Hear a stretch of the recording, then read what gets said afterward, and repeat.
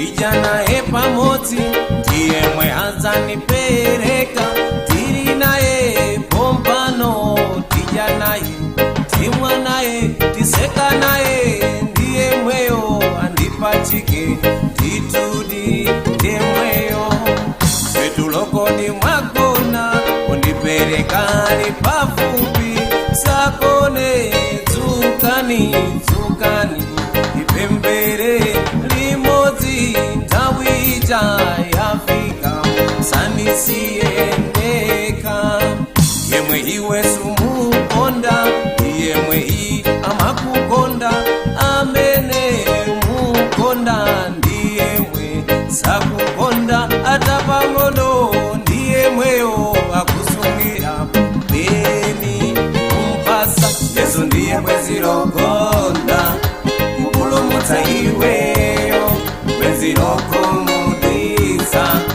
Ndiye Yudasiyo alipo mbirimbiri ero ayudasi patikole timaenda nawonso timacheza nawonso timakwira nawo ntchito timapembera nawo tija nawo limodzi abwezi wokumudwitsa funafuna bwezi lokonda satako kumudwitsa ndapeza bwezi lokonda bwezi loposa wose.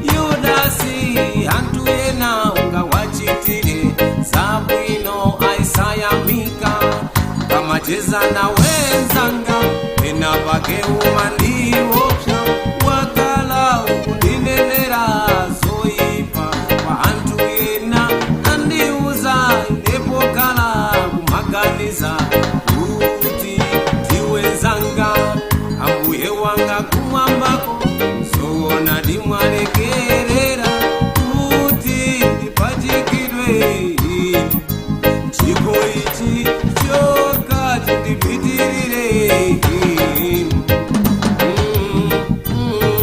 Yesu ndiye bwezi lokonda kupulumutsa iweyo bwezi lokomudwitsa.